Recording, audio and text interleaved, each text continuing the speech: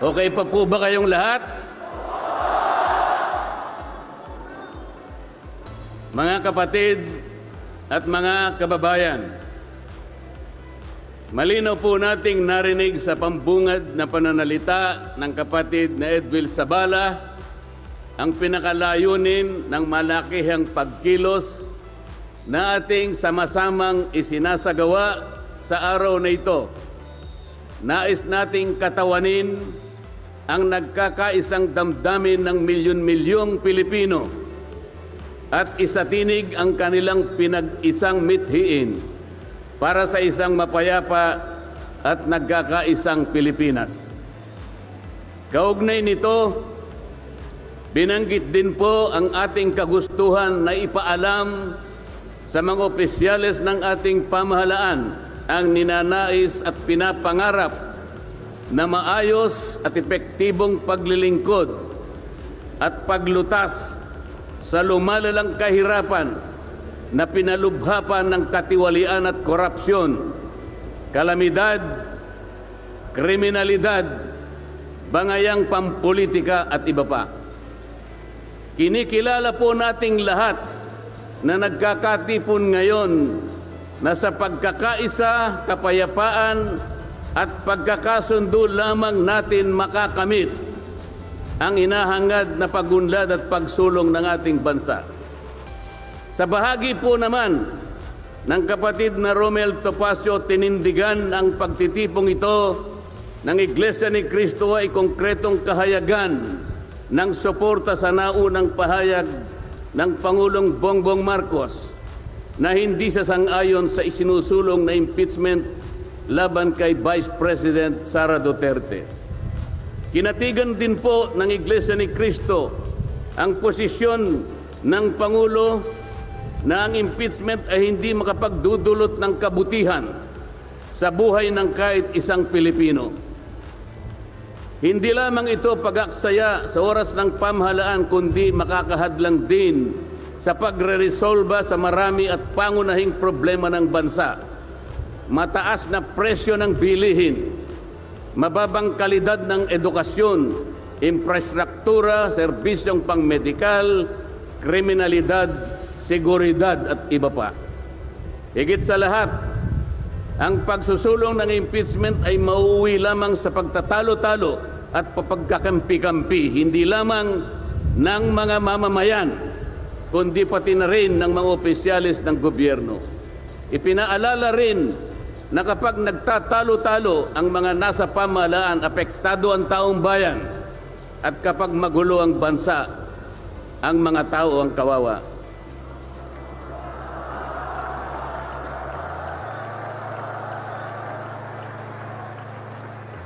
Lagyan po natin ng konteksto ang dalawang pagpapahayag na nauna upang lalong mabigyan ng diin ang kahalagahan ng pagkakaisa, pagkakasundo at kapayapaan sa ikalulutas ng panganib na dulot ng kahirapan dahil sa lumulubhang katiwalian, korupsyon, kalamidad at lalo lamang napabibigat ang buhay at pamumuhay ng ating mamamayan.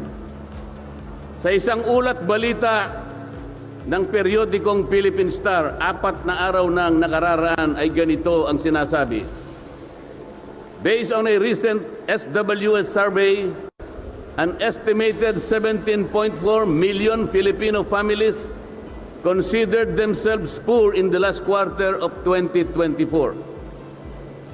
This number represents 63% of the surveyed respondents, the highest self-rated poverty in 21 years. Across the country, Mindanao had the highest self-rated poverty at 76%, followed by Visayas at 74% and Luzon at 55%. Mga kababayan, sa tayang 5 ang miyembro ng bawat pamilyang Pilipino, nangangahulugan na aabot sa 87 milyong Pilipino sa ngayon ang nagsasabing sila ay mahirap. Katumbas ito ng 75% ng ating populasyon ngayon na tinatayang 116 million o mahigit pa. Gusto ko pong banggitin sa inyo at kailangan malaman ninyo na sa taong ito ang ating national budget ay nagkakahalaga ng 6.3 trillion pesos.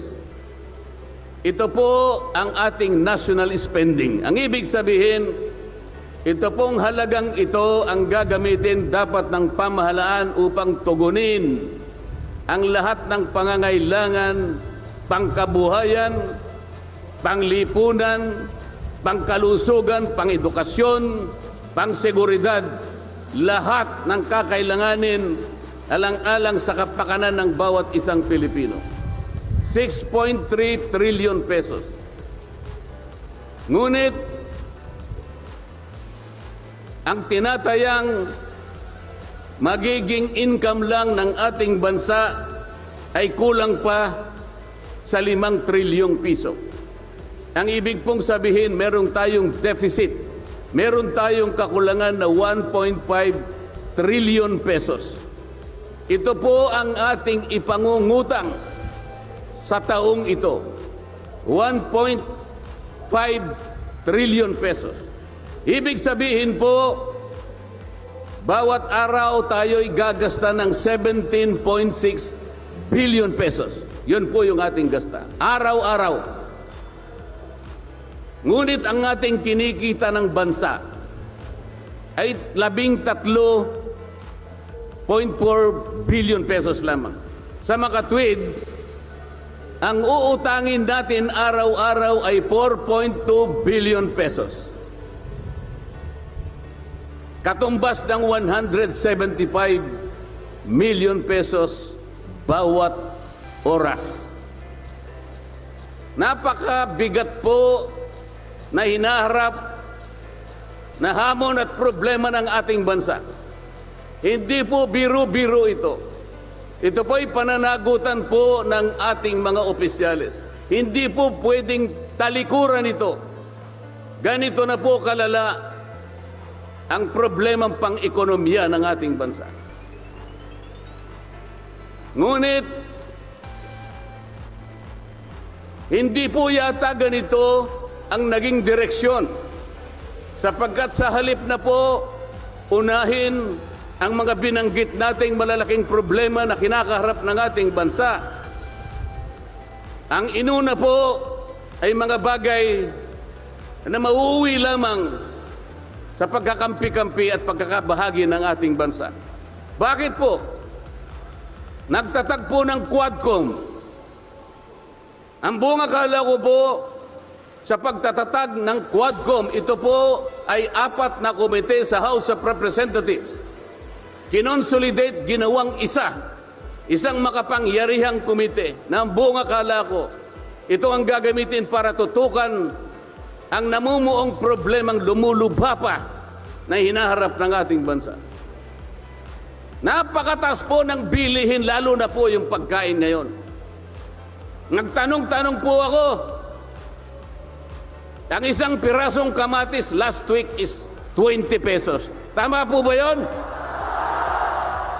Ngayon po, may nagsabi sa akin 30 pesos isang kamatis. Ang 1 kilong kamatis, 400 pesos. Tama po ba yun? Ang 1 piraso ng siling pangsigang ay 10 piso. Yun po yung sinabi sa akin. Tama po yun? 600 pesos per kilo. Yun pong bell pepper. 2 kulay po yata yung bell pepper. Isang berde, isang pula. 45 pesos ang 1 piraso. 1,000 pesos ang 1 kilo. Bakit hindi po ito yung unang harapin natin? Napakalala po ng presyo ng kuryente sa ating bansa.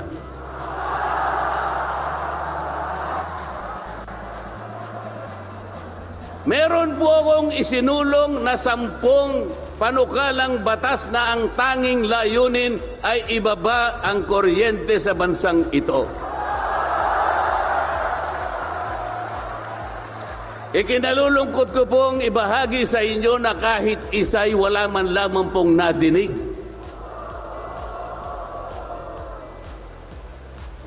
Ano po yung dininig? Pinatawag ang dating Pangulong Duterte, pinatawag ng Quadcom. At ang ginamit na pamamaraan ay yung isinasaad sa saligang batas, Inquiry in Aid of Legislation. Natupad po ba yung Inquiry in Aid of Legislation? Paano po in aid of legislation kung ang tatawagan nilang resource persons para humarap sa paglilitis na yon ay puro kalaban ng dating Pangulo? Alam po ninyo lahat yon. Pinagtatanong nila yung Pangulo base doon sa mga sinumpaang salaysay at affidavit nung kanyang mga inusig nung kanyang panahon sa war on drugs. Hindi naman ipinatawag ang mga taong maaring makapagbigay sa kanya ng tulong upang ipaliwanag ang war on drugs. Hindi ipinatawag ang mga Solicitor General sa kanyang panahon. Hindi ipinatawag ang mga Chief PNP upang magpaliwanag kung ano ang war on drugs. Puro kalaban ng dating Pangulo. Yung mga abogadong kasama niya para magtanggol sa kanya, hindi pwedeng magsalita. Sapagkat ang tuntunin sa mga komite, ikaw ay papayagan lamang para payuhan mo ang kliyente mo sa kanyang karapatan. Ngunit paano mangyayari na ang kliyente nila ay papayuhan sa kanyang karapatan kung bubulungan lang siya, ay makikita siya ng isang chairman doon. Attorney, huwag mong bubulungan yan. Iko-contempt kita.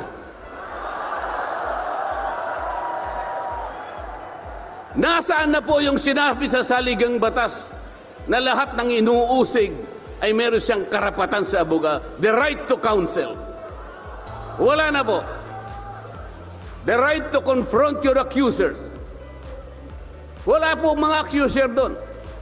Ang ginagamit ko ay mga sinumpaang salaysay, hindi man lang i-authenticate, ipinalagay na totoo lahat ang nakasaad ng mga aligasyon. Anong gagawin ng isang tao sa harap ng ganito na walang rule of law at walang due process? Ito po ang pinag-umpisahan ng kaguluhan at pagkakahati-hati.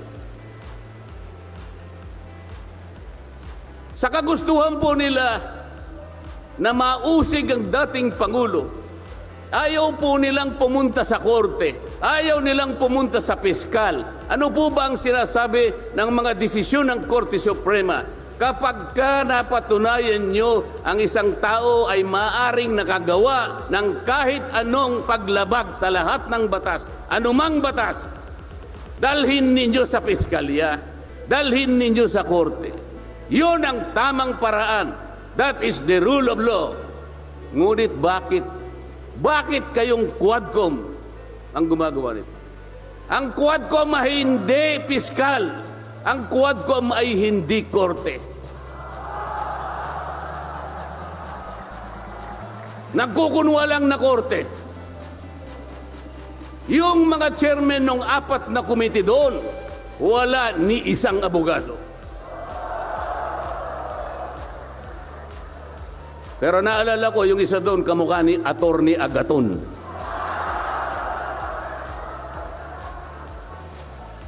So sa halip na ang unahin ay yung kapakanan ng mamamayan, sa harap at liwanag ng napakaraming nakabantang panganib sa atin, sa ekonomiya, panglipunan, pangsiguridad, korupsyon, katiwalian, bakit ang inuuna ay usigin ng isang tao na hindi naman ipadadaan sa tamang proseso ng batas?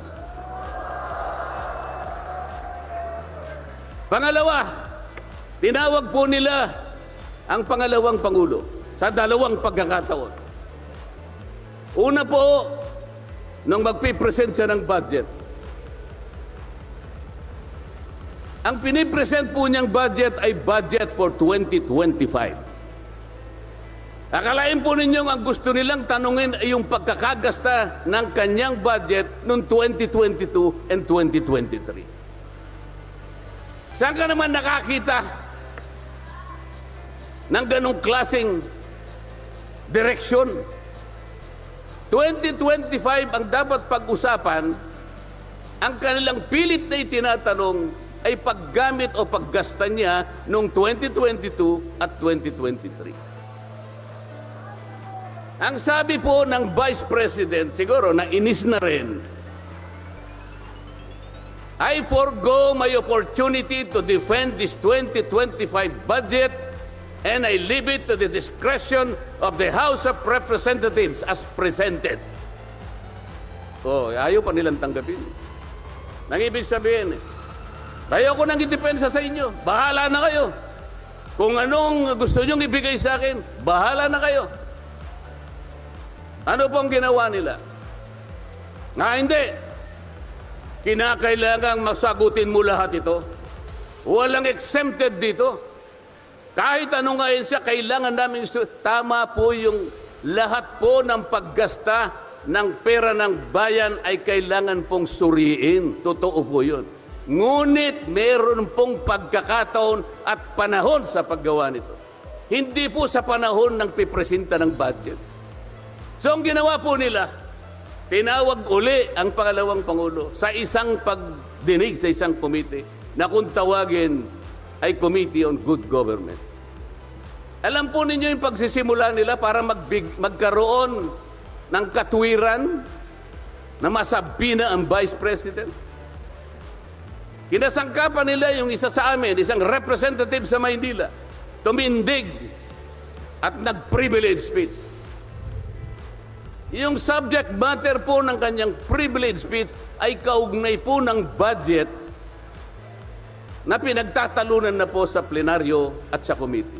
Sa tuntunin po ng House of Representatives, no one should avail of the privilege hour if the subject matter is related to a pending bill. Nandun na po yung bill sa baba, pinagsalita pa po yung isa. Nung banggitin ko po ito, nire-raise ko po, sabi ko, wala pong katwiran ito. Kailangan po tindigan ninyo, sundin ninyo ang ating tuntunin. Kapag hindi tayo sumunod sa ating tuntunin, sinong maniniwala sa atin na tayo may karapatang gumawa ng batas para sa ikabubuti ng ating bansa? Ang sabi po ng chairman, noted. Saan ka naman nakakita ng ganun? Ang House of Representatives ay lugar ng pagdidebate. Doon masusuri kung sino ang may katwiran. Kung hindi magsasalita ang chairman. At pagkatapos po, sinabi ko pa, bakit baka ako, dahil lamang sa isang manifestation ng isa sa amin, ginawa na naman ninyong isang motu proprio action. Yung motu proprio po ay, ibig sabihin, ang komite sa kanyang sarili ay pwedeng mag-imbestiga sa sarili niya. Pero ginamit nila yung manifestation ng isa sa amin. Mali na naman po yun. Hindi po dapat ganun. Nung i-raise ko po yun, ayaw na naman po nilang pumayag. Samantalang ako po, I delivered a full privilege speech. DepEd din ang pinag-uusapan nun. At ang ni-raise ko po ay yung katiwalian involving more than 3 billion pesos covering 3 annual audits of the Commission on Audit. Kahit na full privilege speech, hindi man lang po ni-refer sa committee. Samantalang yung illegal po na privilege speech, dali-daling ibinigay kagad sa Committee on Good Government. Kahit na illegal, kahit alam nilang mali. Ito po yung problema. So sabi ko, Mr. Chair, bakit tayo po ang sumusuri?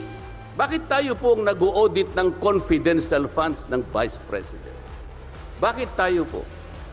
Hindi po ba ang minanduhan ng ating saligang batas na tanging may otoridad at kapangyarihang mag-audit at mag-examine ng lahat ng report at papeles ng pagkakagasta ng ating bansa ay ang Commission on Audit? Ni-raise ko na naman po yun. Ayaw pong sumagot ng chairman. Ang pinasasagot po sa akin ay yung hindi abogado. Sabi ko, Mr. Chair, nilapitan ko po sila. Mr. Chair, huwag naman pong ganito. Ilagay naman po natin sa konteksto at sa regulasyon ng ating ginagawa. Tinatanong ko po ay isang constitutional issue. Bakit ang pasasagutin mo sa akin ay hindi man lang abogado? Huwag mo naman akong insultuhin.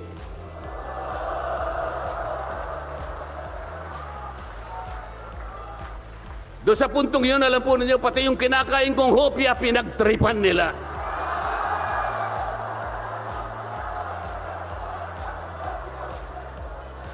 Ang Iglesia ni Cristo ay hindi po laban sa impeachment, sapagkat ang impeachment ay itinatadhana sa saligang batas. Ngunit, kung ang paraan ng pagsasagawa nito ay wala sa batas at wala sa tuntunin, ito na naman ay pagmumulan ng kaguluhan, pagmumulan na naman ng pagkakabahabahagi ng ating bansa. Ito po ang gusto nating iwasan. Ito po ang gusto nating iwasan. Iniimbestiga nila po yung confidential funds. Ang tanong ko po, Mr. Chairman, mahigit pong 400 opisina at ahensya ng ating pamahalaan ang tumatanggap ng confidential funds. At sila din ay natatawagan ng pansin ng Commission on Audit. Bakit naman isang opisina lang ang pinipilit niyong usisain? Hindi ba masyadong halata namang pamumulitika yan? Ito po yung gusto nating liwanagin. Hindi po tayo laban sa pag-iimbestiga ng katiwalian. Ilagay po natin sa ayos.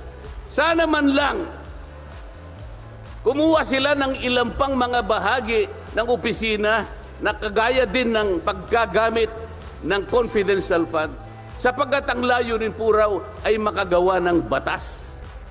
Kung talagang gusto ninyong gumawa ng batas, kasi po in aid of legislation, palagi po ito ang nagagamit, inquiry in aid of legislation. Nasa saligang batas po naman talaga ito eh.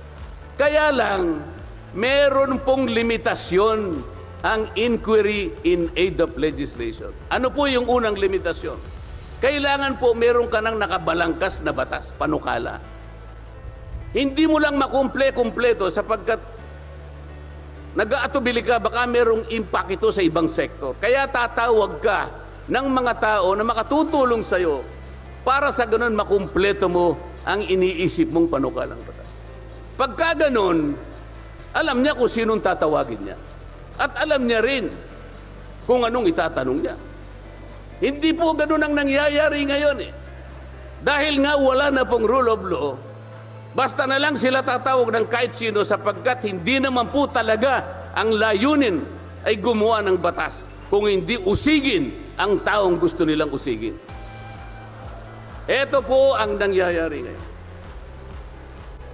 Kaya nga po, dahil sa kagustuhan nila na talagang usigin ng ICC ang Pangulong Duterte, alam po ninyo, yun lang ang tanging layunin. Sa 13 pagdinig ng Quadcom, 13, nakapaggawa lang sila ng isang batas na kahit siguro po high school graduate pagtatawanan niya yung kanilang panukalang batas. Bakit po? Yung definition na definition lamang po ng extrajudicial killing ay talaga pong matatawa ka na. Tayo ko na pong babain yun. Ibig sabihin, ang layunin talaga ay hindi in aid of legislation, kung hindi in aid of prosecution, in aid of persecution.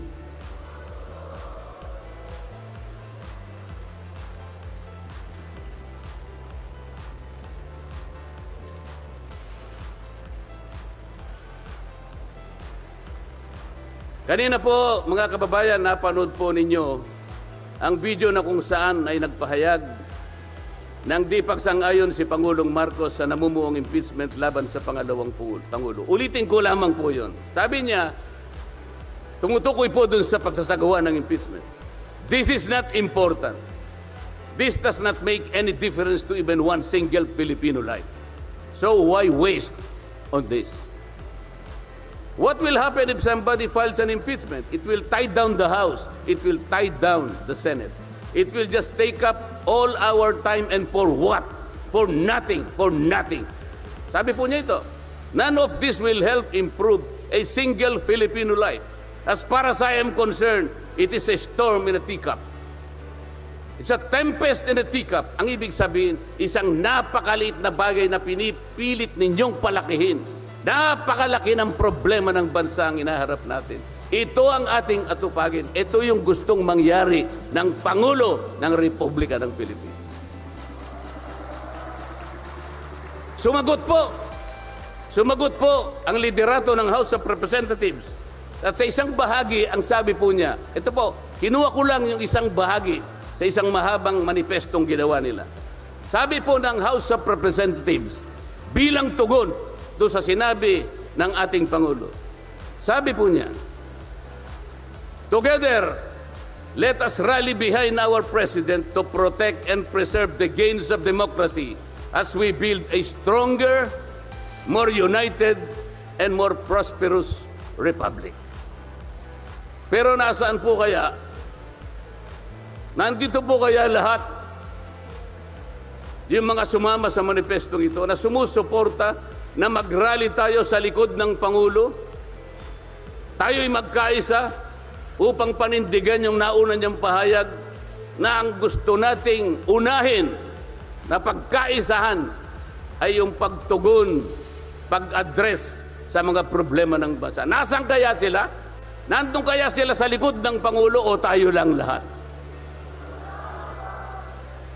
Sa makatuwid tayo pong lahat ngayon na sama-samang nagkakatipon ngayon na hindi ko mabilan kung ilang, baka meron 1 milyon po yata. Tayo pala ngayon ang nagkakatipon sa diwa ng tunay na kapayapaan at pagkakaisa na nagrarally ngayon. Sapagkat tayo lamang ang nasa likod ng Pangulo sa kagustuhan niya na harapin natin ang mga hamon at nagbabantang problema ng ating bansa. Sapagkat, sabi niya, totoo naman, ang impeachment ay hindi makapagbibigay kahit anong butil ng kabutihan sa buhay ng isang Pilipino. Bago po ako magtapos, ay nais ko pong sipiin dito ang butil ng kaalaman na inalaw sa isang 1957 Nobel na ang pamagat ay Atlas Shrugged ni Alice O'Connor, na kilala sa taguring Ayn Rand. Ang sabi po niya. Sa English muna po, pasensya na po kayo. When you see that in order to produce, you need to obtain permission from men who produce nothing. When you see that money is flowing from those who deal not in goods but in favors. When you see that men get richer by grab and pull, not by work. And your laws don't protect you against them, but protect them against you. When you see corruption being rewarded and honesty becoming a self-sacrifice, you may know that your society is doomed. Kapag nakikita po ninyo na para tayo ay mag-produce, ay hingi pa tayo ng permiso sa mga taong hindi naman nakakapag-produce. At nakikita po nyo na umaapaw ang pera sa pamagitan ng patagong transaction at hindi sa pamagitan ng mga merchandise na nakikita natin. At nakikita ninyo kanya na yung iba ay lalong nagiging mayaman sa pamagitan ng katiwalian at hindi sa pamagitan ng trabaho. At ang mga batas ninyo, sila pa ang pinoproteksyonan. At ang batas ninyo ay sila pa ang lumalaban sa inyo. At kapag ang corruption ay ito ang itinatadhana, ito ang binibigyan ng reward. At yung katapatan ay ito ay nagiging sakripisyong pang-personal. Alam na ninyo na ang inyong lipunan ay nasa kapahamakan. Mabigat po ito. Mabigat po ito. Ito ang dapat harapin ngayon sa pamamagitan ng pagkakaisa, pagkakasundo at kapayapaan. Hindi po biro-birong problema ang inaharap ng ating bansa. At bago po ako tuluyang magtapos, payagan ninyo kung ulitin ang sentimiento ni Edmund Burke, isang English political philosopher, na sinabi niya, "The only thing necessary for evil to triumph is for good men to do nothing." Sa Tagalog po, ang tanging kailangan para magtagumpay ang kasamaan ay magsawalang kibo at walang gawin ang mabubuting tao. Maraming salamat po at magandang hapon po sa ating lahat.